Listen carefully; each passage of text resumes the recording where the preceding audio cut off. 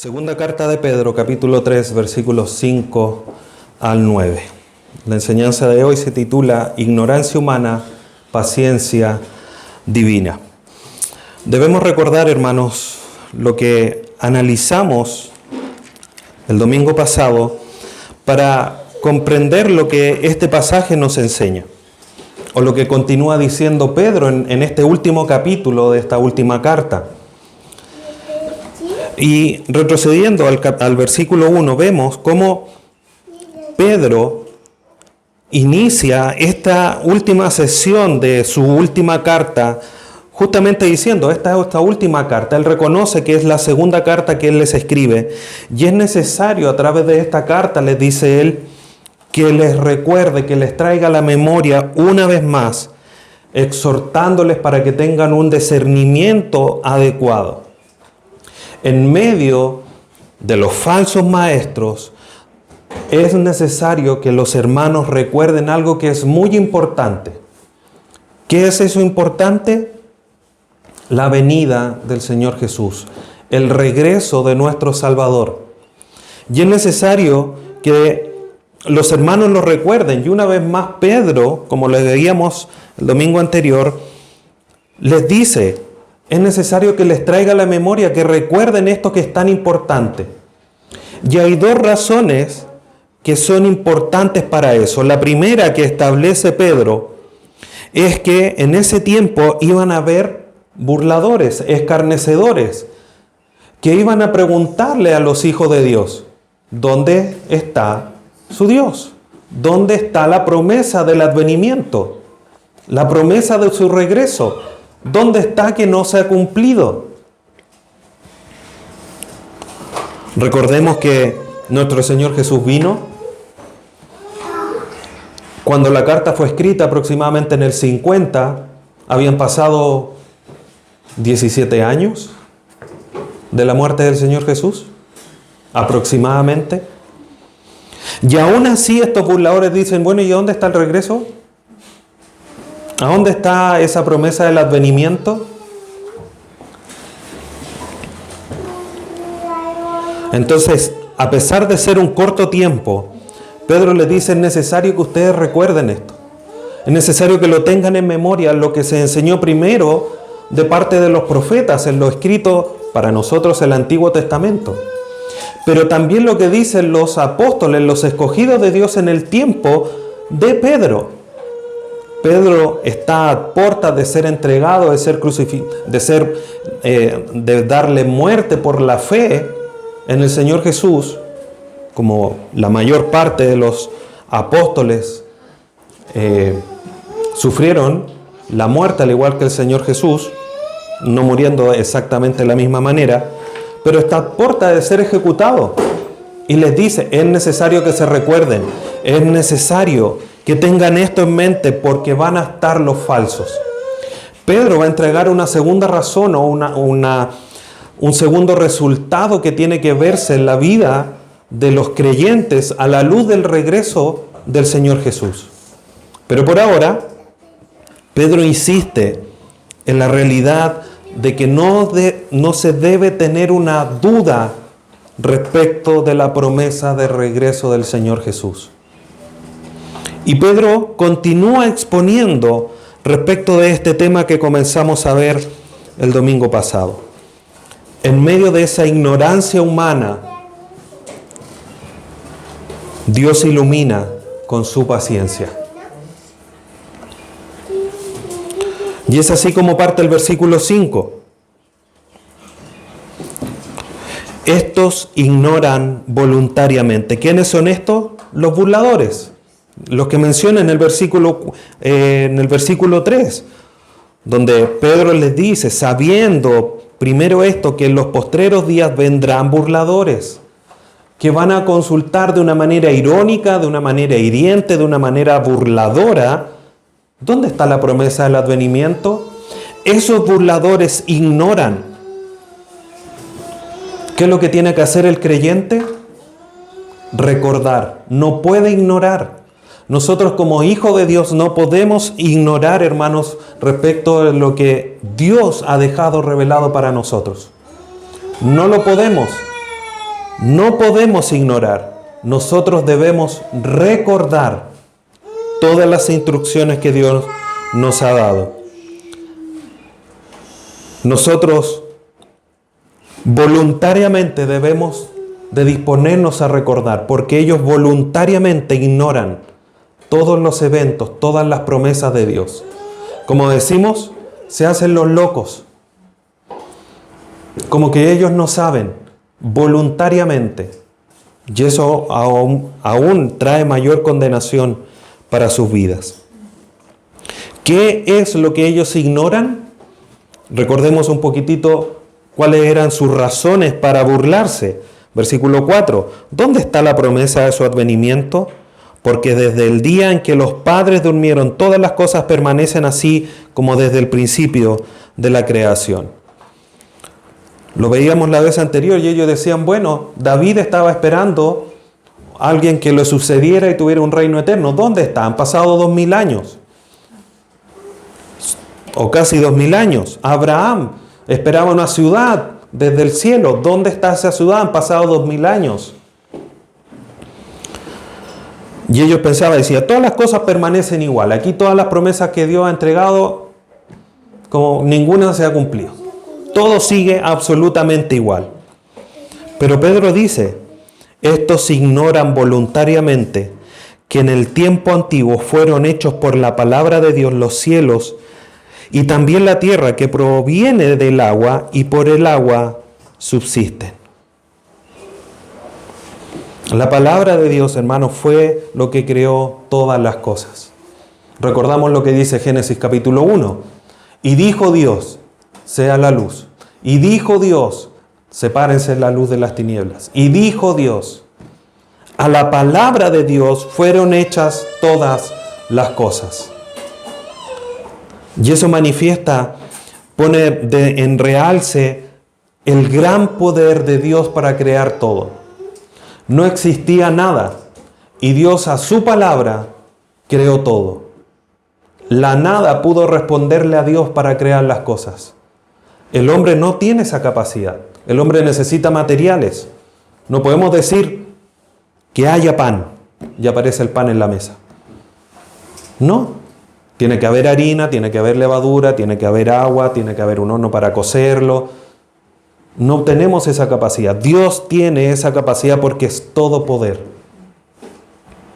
Y Dios creó todas las cosas a través de su palabra. Es una palabra poderosa, es una palabra que tiene autoridad sobre las cosas.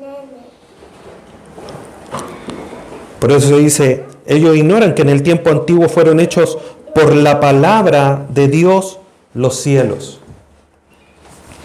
Y también la tierra, que proviene del agua y por el agua subsiste. Mirando el relato de la creación ahí en Génesis 1, vemos justamente lo que Pedro está diciendo y tiene razón. ¿De dónde viene la tierra? Sino de la separación de las aguas. Por eso Pedro aquí dice, y que la tierra proviene del agua, porque la tierra apareció, surgió del agua, las aguas se echaron hacia atrás. Dios les puso un límite y en la tierra apareció, fueron separadas, surgieron desde el agua. Y Dios estableció el espacio justamente entre las aguas. Como dice Proverbios 8:29. Cuando ponía al mar su estatuto para que las aguas no traspasasen su mandamiento, cuando establecía los fundamentos de la tierra. Y ese es nuestro Dios. Dios estableció, sepárense las aguas, aparezcan, y quedó en ese entonces, hermanos, una capa, por decirlo así, de agua que rodeaba la tierra. Sobre la atmósfera había un mar, por decirlo así, que rodeaba la tierra. Estaba la atmósfera, que es donde estamos nosotros hoy, y obviamente el agua que está a nivel de la tierra. Y Dios estableció, Dios puso un límite. Esta agua no se mueva de aquí, el agua de los mares llega hasta este lugar y no pasa hacia la tierra. Todo estaba sujeto por la soberanía de Dios, por su voluntad, por su autoridad a través de su palabra. Como dice Proverbios, y por eso lo cité, Él puso los estatutos para el agua. Tú llegas hasta aquí. Y eso, al parecer, está siendo ignorado por estos falsos, por estos burladores, queriendo desacreditar a Dios, queriendo que el mundo no creyese en lo que Dios decía, en la promesa de Dios, en la autoridad de Dios, en su estatuto, en lo que Él había determinado.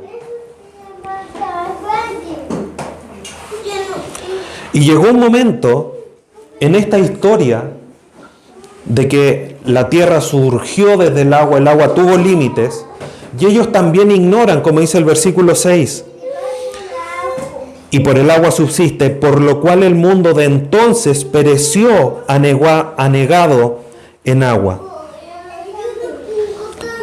Cuando llegamos al relato del diluvio, el relato ahí en Génesis 6 nos dice que a Dios le pesó haber creado al hombre. Sintió como un apretón en su corazón, por decirlo de otra manera. Y Él determinó que esa agua a la que le había puesto límites, ya no tuviese límites. Y fue así como el agua arrasó la tierra. Se rompieron las fuentes de las aguas subterráneas, las cataratas del cielo de esta agua que rodeaba la tierra cayó sobre la tierra. Y el agua entonces hizo que todo pereciera. Entonces Dios manifiesta de una manera soberana el control del agua. No solamente el control del agua, sino que de todas las cosas. Así como Dios determinó que el agua tuviese un límite, por su palabra también rompió, le dijo al agua: ahora puedes pasar, derrámate, destruye todo, inunda las tierras. Y solamente la humanidad de la época no pereció. Solo 8 no perecieron, pero el resto de la humanidad pereció. La tierra sufrió drásticos cambios en ese momento. Todo producto del pecado del hombre. Y era algo que tampoco ellos podían ignorar. Dios había destruido, había anegado la tierra por el pecado del hombre. Dios manifestando justamente su juicio. En ese entonces, de una manera soberana, restando los límites a las aguas.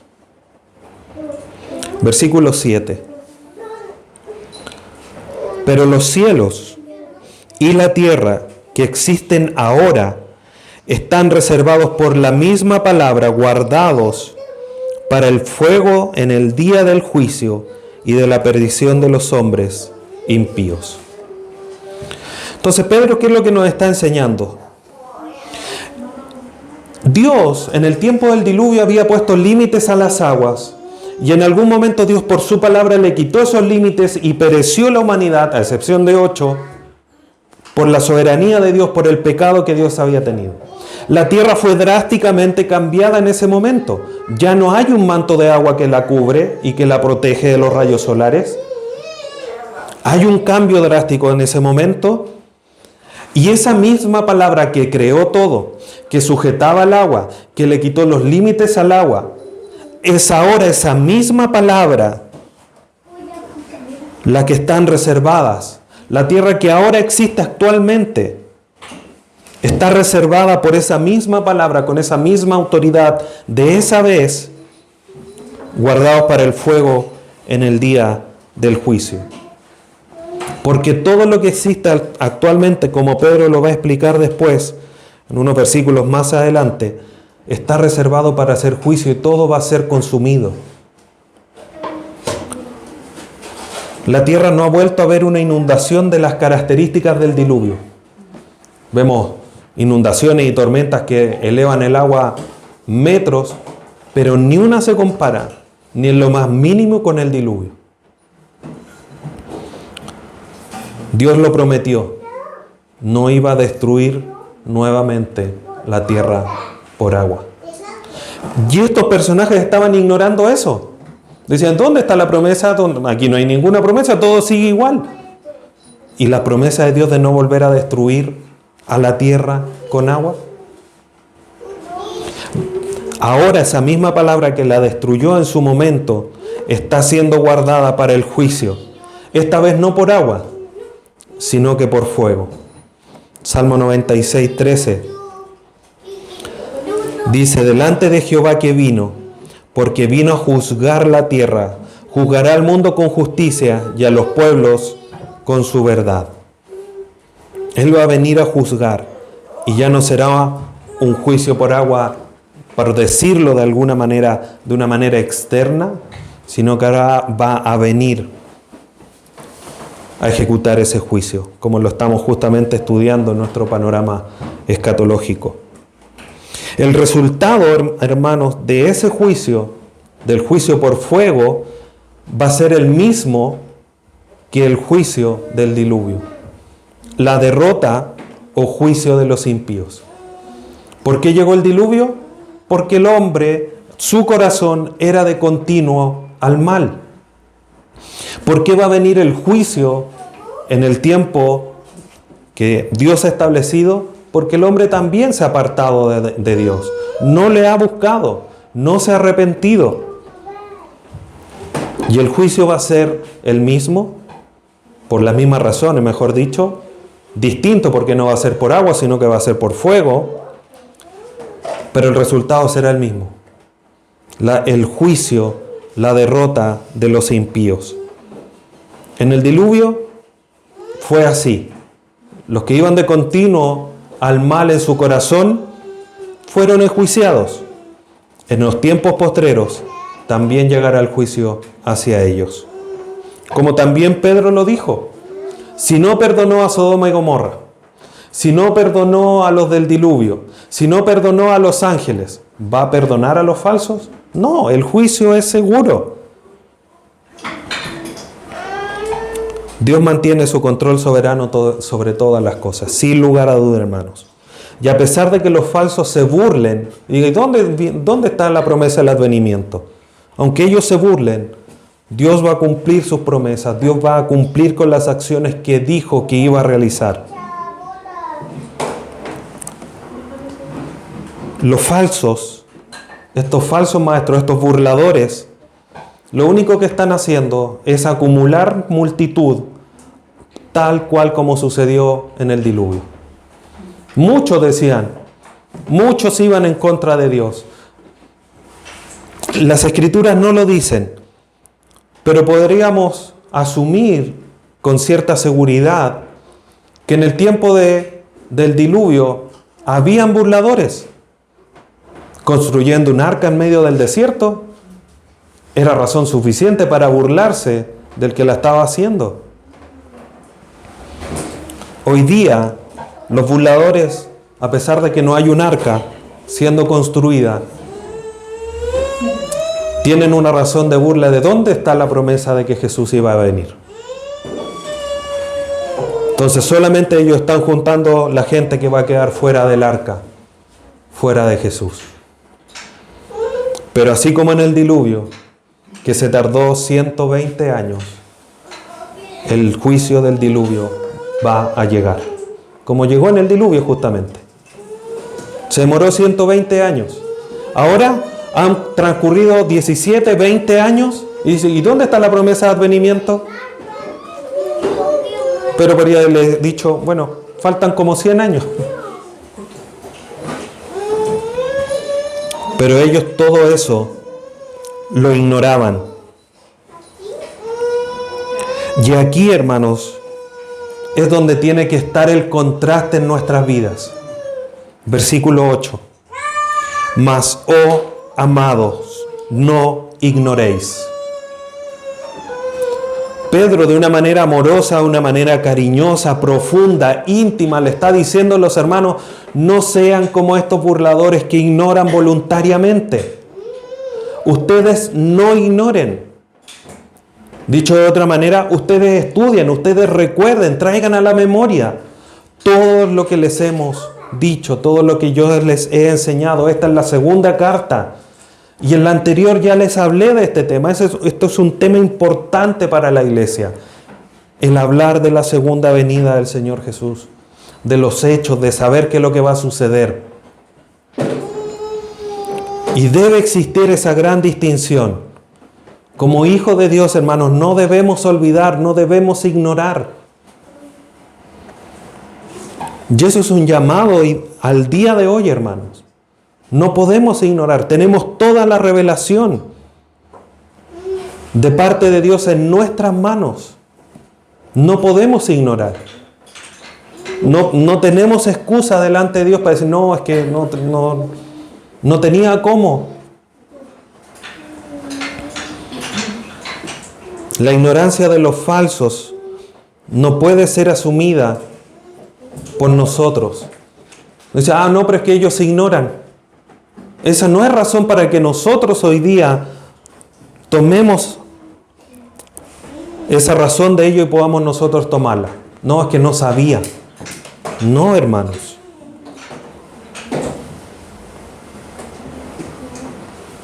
La impaciencia, el pensar que ya no viene, no es razón para que nosotros olvidemos o ignoremos. Es razón para que sigamos estando firmes. Como hijos de Dios no podemos ignorar esto. Debemos entender que es muy importante, hermanos, poder dar respuesta a las dudas o confrontaciones que tengamos. Bíblicamente. No enfrascarnos y ponernos como los caballos de carrera y no. No, con las Escrituras. Pedro, todo lo que ha dicho hasta ahora es, ¿ustedes no se acuerdan de lo del diluvio? ¿Cómo Dios creó todas las cosas? Citando las Escrituras. Lo hemos visto a lo largo de estas dos cartas, como Pedro, a los que les escriben, les citan las Escrituras. Lo dicho por el salmista, las historias de Sodoma y Gomorra, el diluvio, entre otras cosas. Aportando base a lo que él dice. Así también debe ser en nosotros. Las dudas que tengamos, que nazcan en nuestro corazón, pero también las confrontaciones que tengamos que enfrentar con las Escrituras.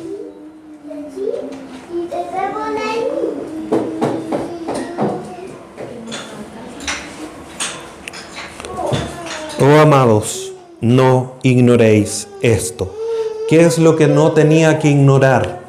Siendo un mandato que podríamos ampliar. Pero Pedro aquí está obviamente con un tema muy específico, que es la segunda venida y el cumplimiento de la promesa de advenimiento de parte de Dios.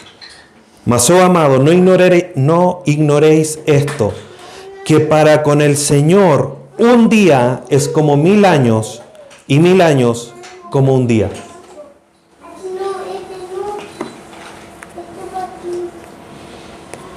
Cada creyente debe recordar que Dios es eterno.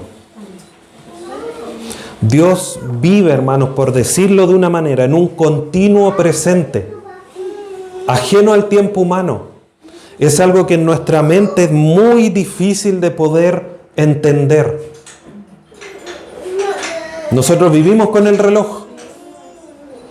A esta hora tengo que hacer esto, a esta hora me tengo que despertar, a esta hora tengo que ir a una reunión, a esta hora tengo que ir a comprar, a esta hora tengo que almorzar, a esta hora me tengo que acostar porque el otro día tengo que hacer. Vivimos en función del tiempo. Dios no es así. Y nos cuesta poder imaginarnos vivir ajeno al tiempo. Pero no podemos vincular los tiempos de Dios al de los hombres, y eso es lo que finalmente Pedro está tratando de decirle a sus hermanos. Los falsos estaban diciendo, mira, Abraham esperaba una ciudad celestial, han pasado 2000 años. ¿Y a dónde está cumplida la promesa? Pero para Dios no ha pasado nada. Es como que recién lo dijo. Está terminando de decirlo y ya le están reclamando que no cumplió lo que está diciendo. El Salmo 94 dice algo similar a lo que Pedro está mencionando aquí. Salmo 94 dice: porque 1000 años delante de tus ojos son como el día de ayer que pasó y como una de las vigilias de la noche. Entonces lo que Pedro está tratando de decir, hermanos, no es para que nosotros tengamos la opción de comparar, que para nosotros 1000 años es un día para Dios. Dios no tiene tiempo. No podemos hacer esa imponer a Dios un tiempo. Aunque pudiéramos decir que 1000 años para nosotros o 10.000 años para nosotros sean como un año para Dios. No podemos, porque Dios no tiene tiempo. No tiene tiempo. Y eso es lo que está tratando de decir Pedro acá. No es que un día para nosotros sean 1000 años. No es que haya una comparación. Lo que está diciendo Pedro es que es imposible que nosotros comprendamos el no tiempo de Dios. Muchos toman este pasaje para decir, entonces los 1000 años como un día, entonces el milenio y todo en relación a la segunda venida del Señor Jesús, pero no es eso lo que está diciendo. Y lo comprobamos por todo el hilo conductor que está teniendo este pasaje.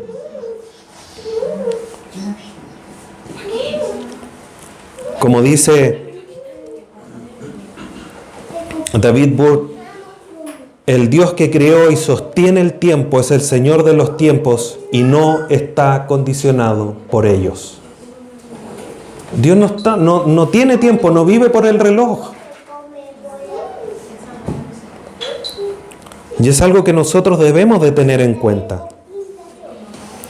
Los falsos apuntaban a los miles de años de espera como un tiempo excesivo.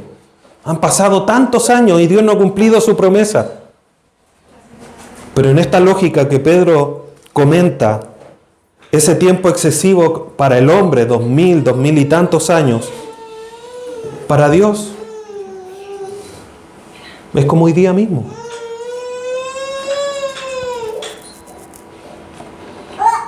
Y es así como nosotros lo debemos de entender, hermanos. Dios prometió que va a volver. Y para Dios es como si lo hubiese dicho ahora. Y va a regresar porque primero Él lo dijo y Él es fiel, es verdadero, no habla con mentiras. Y los tiempos de Dios no son nuestros tiempos. Porque Él no tiene tiempo.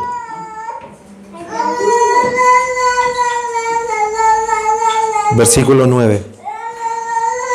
El Señor no retarda su promesa.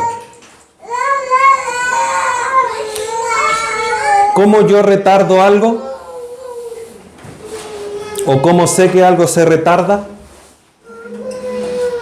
Porque si digo que voy a llegar a la 1 y llego a las 2, me retrasé, tengo un punto de comparación en términos de tiempo. Pero Dios, que no tiene tiempo, ¿cómo va a retardar su promesa? ¿Cómo podemos decirle, oye Dios, te atrasaste, pero si yo no tengo tiempo? El Señor no retarda su promesa. Y tampoco la retarda por no poder cumplirla. Todavía no, es que no he podido porque tengo tantas cosas que hacer. O no he podido todavía porque no se ha cumplido el tiempo. Eso es desde nuestra perspectiva.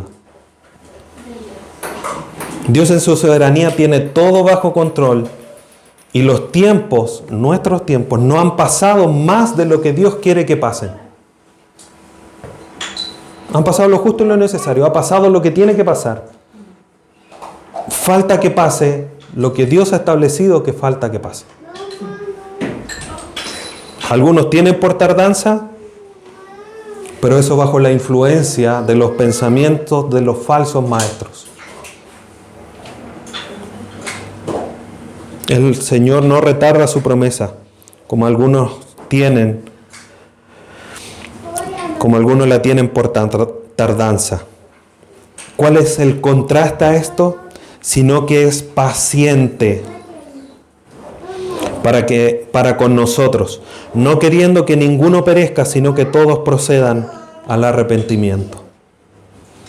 Hermanos, ninguna acción divina de parte de Dios está ajena a la realidad de su gracia. Lo hemos visto en panorama escatológico, cómo 144.000 predican el Evangelio. Un ángel del cielo proclama el Evangelio eterno de Dios, para que aún en ese momento hayan salvos, para en ese momento mostrar que la puerta está abierta de la gracia de Dios para que se arrepientan de sus pecados. Cuánto más si en ese momento donde Dios está manifestando toda su ira, ahora en este tiempo Dios está teniendo paciencia para que los hombres se arrepientan de sus pecados y procedan a ese arrepentimiento. Porque Dios desea que todos se arrepientan. Romanos 11:32. Porque Dios sujetó a todos en desobediencia para tener misericordia de todos. 1 Timoteo 2:4. El cual quiere que todos los hombres sean salvos y vengan al conocimiento de la verdad. 1 Juan 2:2. Y Él es la propiciación por nuestros pecados, y no solamente por los nuestros, sino también por los de todo el mundo. Y esto, hermanos, no significa que Dios va a salvarlo a todos, porque Dios ha establecido un camino. El que cree en mí será salvo. Para el que en Él crea, tenga vida eterna. Para los que en Él creen, tengan la posibilidad, como dice Juan 1:12, de que sean llamados hijos de Dios. Pero el camino está abierto para todos. El camino es creer en el Señor Jesús, en su obra salvadora. Y eso es lo que muchos, incluso ellos, los falsos, rehúsan hacer. Como Pedro lo decía en el capítulo 2, rehúsan, niegan, rechazan el señorío de Cristo. Juan 3:36, el que cree en el Hijo tiene vida eterna, pero el que rehúsa creer en el Hijo no verá la vida, sino que la ira de Dios está sobre él. Lo hemos visto también en panorama escatológico, cómo a pesar de Dios manifestar sus juicios, mostrar su ira, ¿qué sucede? Las naciones se rebelan aún más. En vez de entender, en vez de decir aquí hay un Dios, esto no es normal que suceda. Los terremotos, la afección de las aguas, etcétera, etcétera. Endurecen más su corazón, le niegan, no quieren creer. Y así Dios va a manifestar su ira sobre ellos. Obviamente, es claro que no todos van a creer en el Señor Jesús. Algunos falsos ya han rechazado el señorío de Cristo. Miramos la historia hacia atrás y vemos cómo muchos otros lo han negado. Y cómo hay algunos que hoy día y en el futuro lo seguirán haciendo. Pero el deleite de Dios está en salvar a los pecadores. Ezequiel 18:23 dice: ¿quiero yo la muerte del impío? Dice Jehová el Señor. ¿No vivirá si se apartase de sus caminos? Dios quiere que todos se arrepientan. La puerta está abierta para todos. El camino, el arrepentimiento. Y es a eso lo que Dios apunta. No es un retazo, un retardo de su promesa. Es un tiempo de decirle, arrepiéntete. Aún hay tiempo. Aún hay una instancia. Aún hay un periodo en que puedes hacerlo. Arrepiéntete. Cristo murió por ti. Pero los falsos maestros dicen, bueno, ¿y a dónde está que viene? No, si no va a venir. Nosotros, hermanos, debemos estar firmes. No ignorando la realidad de que Dios no tiene tiempo y que solamente está esperando que se cumpla lo que Él ha dicho que tenga que suceder. Contrariamente a la ignorancia voluntaria de los falsos, nosotros debemos aprender y recordar cada día más. No podemos olvidar, hermanos. Debemos crecer en conocimiento, recordando. Debemos también recordar, hermanos, como lo decía recién, que Dios vive ajeno al tiempo. No está sujeto a él. Entonces no se puede retardar. Y nosotros, hermanos, tenemos que estar firmes en la promesa de su regreso. No basado en el tiempo. No basado en que, ya 2000, así que yo creo que falta menos. No, falta menos porque obviamente nosotros que podemos medirlo, falta menos. Pero la firmeza de nuestra esperanza del regreso de nuestro Dios está basado en lo que Él ha dicho. Porque si esa palabra de autoridad sujetó las aguas, transformó la tierra, y esa palabra hoy día está sujetando a la tierra para un futuro juicio, es la misma palabra que dijo, regresaré. Con la misma autoridad, con el mismo poder. Y es ahí donde nosotros debemos estar firmes. El tema del regreso de nuestro Señor Jesús es un tema muy relevante para el cristianismo. No podemos ni minimizarlo, ni restarle importancia, aún menos negarlo. Debemos cada día nosotros estar firmes en la esperanza del regreso de nuestro Señor Jesús.